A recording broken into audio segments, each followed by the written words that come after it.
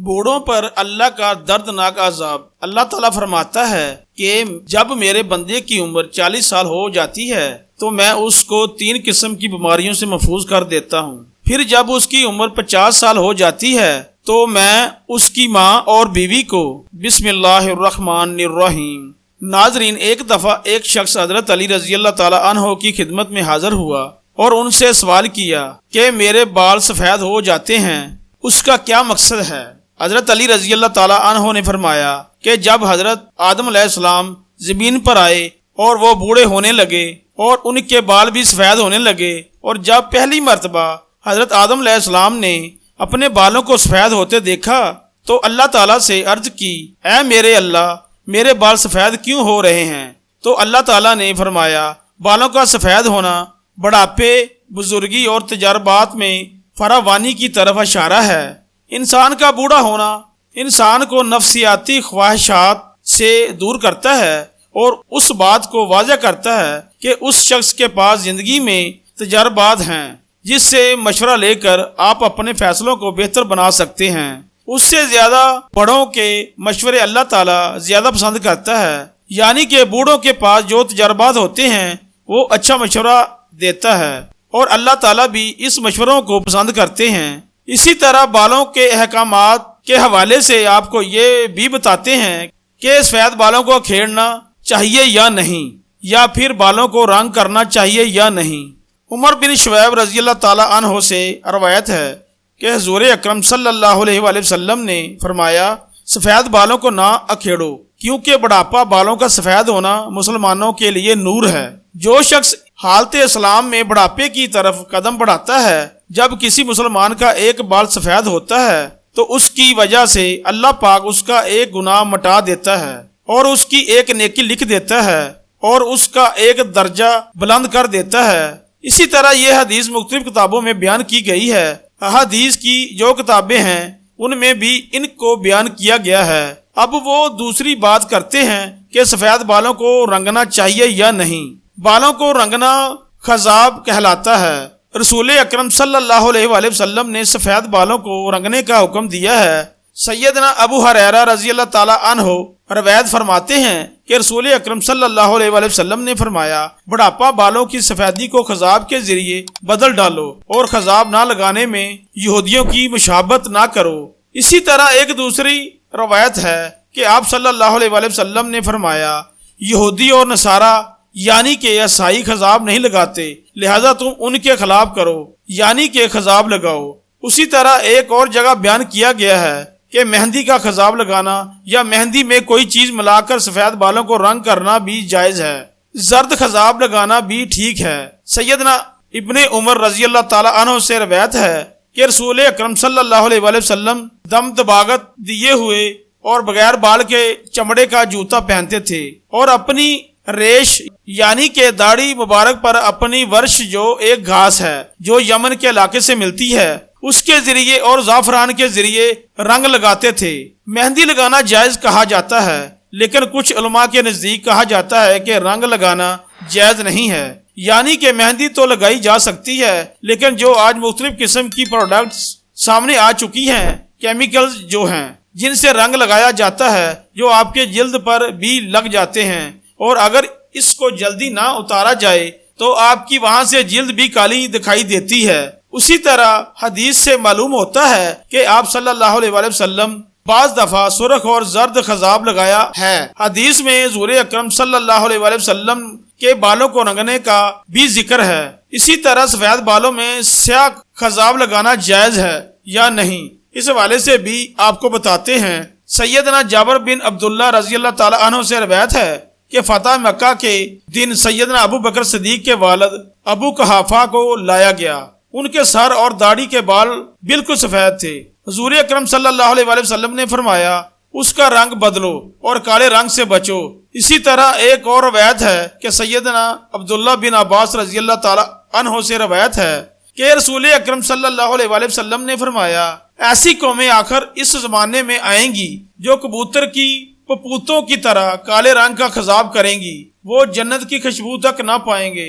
اس سے یہ واضح ہوتا ہے کہ کالا رنگ نہیں کرنا چاہیے، جو مختلف مہندی وغیرہ ہے وہ لگا لینی چاہیے۔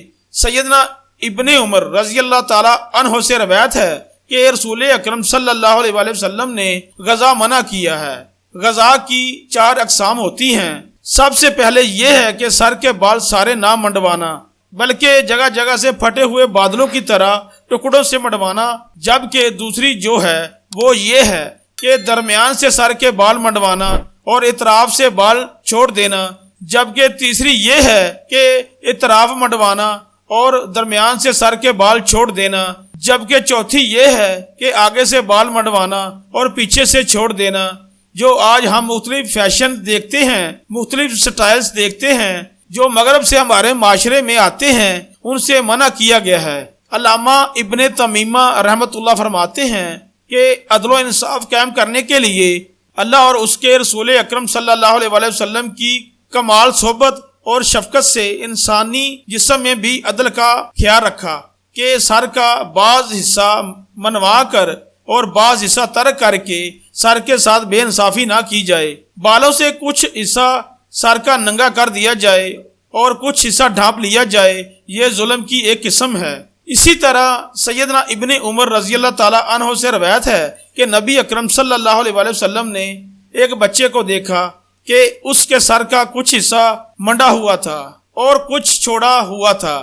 آپ صلی اللہ علیہ وآلہ وسلم نے ان کو ایسا کرنے سے روکا اور فرمایا تم اس کا سارا سر منڈواؤ یا سارا سر چھوڑ دو۔ اس حکم میں جوان بوڑھے تمام لوگ ہی شامل ہیں۔ صرف بچوں کی تشخیص کی کوئی دلیل نہیں ملتی۔ سائنس نے بھی مختلف ریسرچ کی ہیں اور ان کے مطابق سر کے بالوں کے سفید ہونے کے 6 اسباب ہیں۔ پہلی وجہ ہے کہ وراثت میں، یعنی کہ آپ کے باپ دادا سے چلتا ہوا آتا ہے، یعنی گنجا پن یا سفید بال۔ دوسری وجہ یہ ہے کہ آٹو امیون امراض جو کہ ایک بیماری ہے، اس کی وجہ سے بھی یہ ہوتا ہے۔ تیسری وجہ ہے آلودہ ماحول، یعنی کہ گندگی کی وجہ سے بھی انسان کے جو بال ہیں وہ سفید ہوتے ہیں۔ چوتھی وجہ ذہنی تناؤ ہے، یعنی کہ انسان جب زیادہ سوچتا ہے یا ڈپریسڈ رہتا ہے، یعنی ذہنی تناؤ کا شکار ہوتے ہیں، اس کی وجہ سے بھی سر کے بال سفید ہو جاتے ہیں۔ پانچویں وجہ سگریٹ کے دھوئیں کی زد میں رہتا ہے، یعنی کہ آپ کے ارد گرد سگریٹ رہے، اس کا دھواں رہے، یا آپ خود بھی سگریٹ پیتے رہے، اس کی وجہ سے بھی بال زیادہ سفید ہوتے ہیں۔ چھٹی وجہ یہ ہے کہ عمر کی وجہ سے بال سفید ہوتے ہیں۔ حضرت ابو ہریرہ رضی اللہ تعالی عنہ فرماتے ہیں کہ میں نے حضرت محمد صلی اللہ علیہ وآلہ وسلم کو فرماتے ہوئے سنا ہے کہ جس مسلمان کے سفید بال ہوں وہ اپنے سفید بالوں کو نہ اکھاڑے، کیونکہ قیامت کے دن سفید بال بندے کے لیے نور بن کر ظاہر ہوں گے۔ سفید بالوں کے بدلے اللہ تعالیٰ جتنی تعداد میں سفید بال ہوں گے، سفید بال کے حساب سے اس بندے کی نیکیوں میں اضافہ کر دے گا، اور ایک ایک بال کے بدلے اس کے گناہ کو مٹا دیا جائے گا۔ یحییٰ بن سعید سے مروی ہے کہ میں نے سعید بن مسیب کو یہ فرماتے ہوئے سنا ہے کہ حضرت ابراہیم علیہ السلام دنیا میں سب سے پہلے فرد ہیں جس نے اپنی مونچھوں کو کاٹ دیا، اور آپ علیہ السلام جب بوڑھاپے کو پہنچے تو آپ علیہ السلام کے بال سفید ہو گئے، تو آپ علیہ السلام نے اللہ تعالیٰ سے پوچھا ہے اے میرے مالک یہ کیا ماجرا ہے؟ اللہ تعالیٰ نے آپ علیہ السلام کو جواب دیا ہے اے میرے دوست یہ میری رحمت ہے، بالوں کے سفید ہونے سے انسان کی شان و شوکت، عزت و وقار بڑھ جاتا ہے اور تمام برے کاموں سے بچنے کی علامت ہے۔ حضرت ابراہیم علیہ السلام نے عرض کیا اے میرے مولا یہ تو تیری بڑی شان ہے، اے اللہ میرے وقار کو بلند فرما۔ آپ صلی اللہ علیہ وآلہ وسلم کا فرمان عالی شان ہے کہ جو مسلمان بوڑھا ہو گیا تو اس کا بڑھاپا اس کے لیے قیامت کے دن نور بن کر ابھرے گا۔ اے بندے، ایک بندے نے نبی اکرم صلی اللہ علیہ وآلہ وسلم سے عرض کی اے اللہ کے نبی لوگ سفید بالوں کو اکھاڑ دیتے ہیں۔ اس کا جواب سن کر آپ صلی اللہ علیہ وآلہ وسلم نے فرمایا کہ جو بندہ اپنے سفید بالوں کو اکھاڑتا ہے تو اس نے قیامت کے دن اپنے نور کو ختم کر دیا ہے۔ حضرت ابو بکر صدیق رضی اللہ تعالی عنہ فرماتے ہیں کہ ایک دفعہ ایک آدمی نبی کریم صلی اللہ علیہ وآلہ وسلم کی بارگاہ میں پیش ہوا اور کہنے لگا اے اللہ کے رسول ہم میں سے کون سا بندہ بہتر ہے؟ آپ صلی اللہ علیہ وآلہ وسلم نے فرمایا کہ جو بندہ بڑھاپے میں پہنچ گیا اور اس کی نیکیاں بہت زیادہ ہیں وہ سب سے بہتر ہے۔ اس نے پھر دریافت کیا کہ یا رسول اللہ صلی اللہ علیہ وآلہ وسلم، سب سے برا کون شخص ہے؟ آپ صلی اللہ علیہ وآلہ وسلم نے فرمایا کہ جو بڑھاپے میں گیا اور اس کے گناہ زیادہ ہوں۔ حضرت انس بن مالک رضی اللہ تعالی عنہ سے روایت ہے کہ رسول اللہ صلی اللہ علیہ وآلہ وسلم نے فرمایا کہ بچہ جب تک بالغ نہ ہوتا اس کے نیک عمل اس کے والد یا والدین کے حساب میں لکھے جاتے ہیں، اور جو کوئی برا عمل کرے تو وہ نہ اس کے حساب میں لکھا جاتا ہے نہ والدین کے۔ پھر جب وہ بالغ ہو جاتا ہے تو قلم اس کے لیے جاری ہو جاتا ہے، اور 2 فرشتے جو اس کے ساتھ رہنے والے ہیں ان کو حکم دے دیا جاتا ہے کہ اس کی حفاظت کریں اور قوت بہم پہنچائیں۔ جب حالت اسلام میں 40 سال کی عمر کو پہنچ جاتا ہے تو اللہ تعالیٰ اس کو 3 قسم کی بیماریوں جنون، جزام اور برص سے محفوظ کر دیتے ہیں۔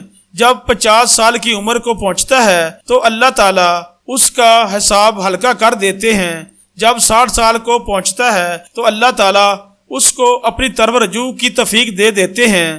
جب 70 سال کو پہنچتا ہے تو سب آسمان والے اس سے محبت کرنے لگتے ہیں، اور جب 80 سال کو پہنچتا ہے تو اللہ تعالیٰ اس کی حسنات کو لکھتے ہیں اور سیئات کو معاف فرما دیتے ہیں۔ پھر جب 90 سال کی عمر ہو جاتی ہے تو اللہ تعالیٰ اس کے سب اگلے پچھلے گناہ معاف فرما دیتے ہیں اور اس کو اپنے گھر والوں کے معاملے میں شفاعت کرنے کا حق دیتے ہیں اور اس کی شفاعت قبول فرماتے ہیں، اور اس کا لقب امین اللہ اور اسیر اللہ فی الارض یعنی زمین میں اللہ کا قیدی ہو جاتا ہے، کیونکہ اس عمر میں پہنچ کر عموماً انسان کی قوت ختم ہو جاتی ہے، کسی چیز میں لذت نہیں رہتی، قیدی کی طرح عمر گزارتا ہے، اور جب ارذل عمر کو پہنچ جاتا ہے تو اس کے تمام وہ نیک عمل نامہ اعمال میں برابر لکھے جاتے ہیں جو اپنی صحت و قوت کے زمانے میں کیا کرتا تھا، اور اگر اس سے کوئی گناہ ہو جاتا ہے تو وہ لکھا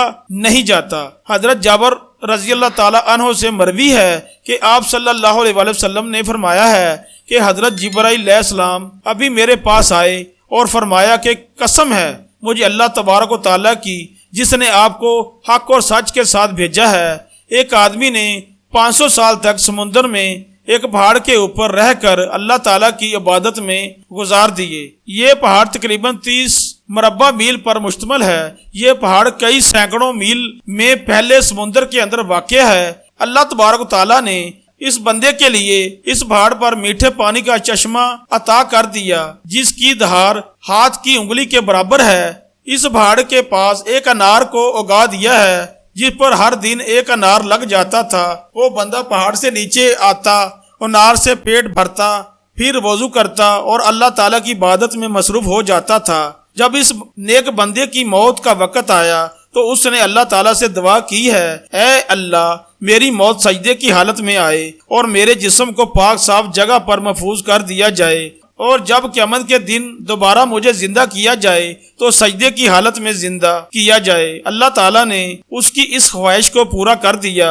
ہم آسمانوں پر جاتے اور زمین پر اترتے وقت اس کو سجدے کی حالت میں ہی دیکھتے ہیں۔ روز قیامت جب اس شخص کو اللہ تعالیٰ کی بارگاہ میں پیش کیا جائے گا تو اللہ تبارک و تعالیٰ اس کو فرمائے گا کہ اے میرے بندے میری رحمت سے جنت میں چلے جاؤ، تو یہ بندہ سوال کرے گا، اے اللہ میرے نامہ اعمال کی وجہ سے مجھے جنت میں کیوں نہیں بھیجا جا رہا؟ 2 بار یہی قصہ ہوگا، پھر اللہ تعالیٰ فرمائے گا جا بندے میری رحمت سے جنت میں چلے جا۔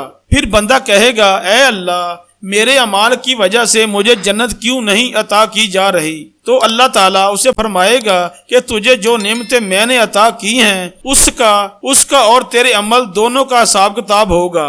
صرف آنکھ کی نعمت سے اس کے 500 سال کے سارے کیے گئے نیک اعمال ختم ہو جائیں گے، اور باقی سارے جسم کے اوپر جو احسان ہوں گے وہ زیادہ ہوں گے۔ اللہ تعالیٰ فرمائے گا کہ اس بندے کو جہنم میں ڈال دو۔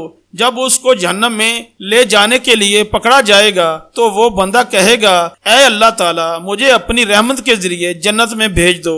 اللہ تعالیٰ فرمائے گا کہ میرے اس بندے کو ادھر لاؤ۔ جب اس کو لایا جائے گا تو اللہ تعالیٰ فرمائے گا کہ تجھ کو پیدا کرنے والا کون ہے؟ وہ بندہ کہے گا، اے اللہ تعالیٰ آپ ہی مجھے دنیا میں زندگی دینے والے ہیں۔ پھر اللہ تعالیٰ فرمائے گا کہ تجھ کو 500 سال تک زندہ رکھ کر عبادت کی توفیق دینے والا کون ہے؟ وہ جواب دے گا یا اللہ، آپ نے ہی مجھے زندہ رکھا اور عبادت کی ہمت دی۔ اللہ تعالیٰ فرمائے گا کہ تجھے سمندر میں پہاڑ کے اوپر کس نے پہنچایا اور وہاں پانی اور انار مہیا کرنے والا کون ہے؟ وہ بندہ جواب دے گا یا اللہ، آپ نے ہی مجھے سب کچھ عطا کیا ہے۔